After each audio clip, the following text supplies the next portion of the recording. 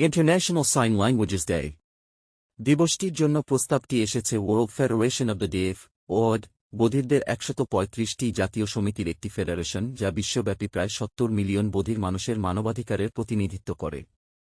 Resolution ও race ৭২১৬১ জাতিসংঘে Antigua এবং বারবুরার স্থায়ী মিশন দ্বারা স্পন্সর করা হয়েছিল, ৯৭টি জাতিসংঘের সদস্য রাষ্ট্র দ্বারা সহ স্পন্সর করা হয়েছিল এবং ১৯ ডিসেম্বর ২০১৭তে সর্বসম্মতিক্রমে গৃহীত হয়েছিল। ২৩ সেপ্টেম্বরের পছন্দটি ১৯৫১ সালে ডাব্লিউএফটি প্রতিষ্ঠিত হওয়ার তারিখটিকে স্মরণ করে। এই দিনটি একটি অ্যাডভোকেসি সংস্থার জন্মকে চিহ্নিত করে, যার অন্যতম প্রধান লক্ষ্য সাংকেতিক ভাষা এবং বধির সংস্কৃতিকে উপলব্ধি করার পূর্বশর্ত হিসাবে সংরক্ষণ করা। বধির মানুষের মানবাধিকার। আন্তর্জাতিক সাংকেতিক ভাষা দিবসটি প্রথম ২০২৮ সালে আন্তর্জাতিক বধির সপ্তাহের অংশ হিসেবে পালিত হয়েছিল।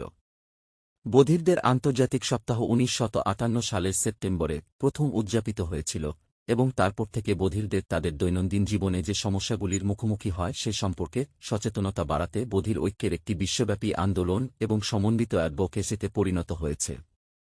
International day of sign languages দিনটি উপলক্ষে সবাইকে জানাচ্ছি নিরন্তর শুভেচ্ছা। আসুন আমরা সবাই মিলে এই স্পেশাল মানুষের পাশে সদা সর্বদা থাকি। ভালো থাকুন সবাই।